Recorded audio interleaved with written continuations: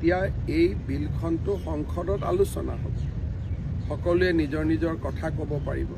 কিন্তু বাৰে বাৰে ইলেকশ্যন হৈ থাকিলে ৰাজ্যত মডেল কোড অফ কণ্ডাক্ট আহে, এবছৰ উন্নয়নৰ কাম বন্ধ হৈ যায়, আৰু বাৰে বাৰে একেটা বেলট কাকততে অসমৰ দৰে ৰাজ্যই দুবাৰ ইলেকশ্যন পতাৰ বাবে 1000 কোটি খৰচ কৰিব লাগে।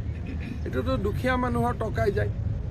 সেইকাৰণে সকলোৰে বাবে ভাল যদি এটা সময়তে একেলগে ইলেকশ্যন হয়, টকা পইচাৰ খৰচ কমিব, কেম্পেইন একেলগে হ'ব, পলিটিকেল পাৰ্টিজবিলাকৰ খৰচ কম হ'ব, আৰু পলিটিকেল পাৰ্টিয়েও খৰচ ক'ৰ পৰা লয়, আকৌ ৰাইজৰ পৰাই দান বৰঙণি লয়। গতিকে মোৰ মতেদি ওৱান নেশ্যন ওৱান ইলেকশ্যনৰ ওপৰত যেতিয়া সংসদত চৰ্চা হ'ব, সকলো মানুহে বুজি পাব যে ইয়াৰ ফলত ৰাইজ বহু উপকৃত হ'ব। আৰু আমাৰ দেশত আগতে ওৱান নেশ্যন ওৱান ইলেকশ্যনে আছিলে, লাহে লাহে ৰাষ্ট্ৰপতিৰ শাসন বা বিধানসভা ভাঙিহে এইটো পৰিৱেশ হ'ল।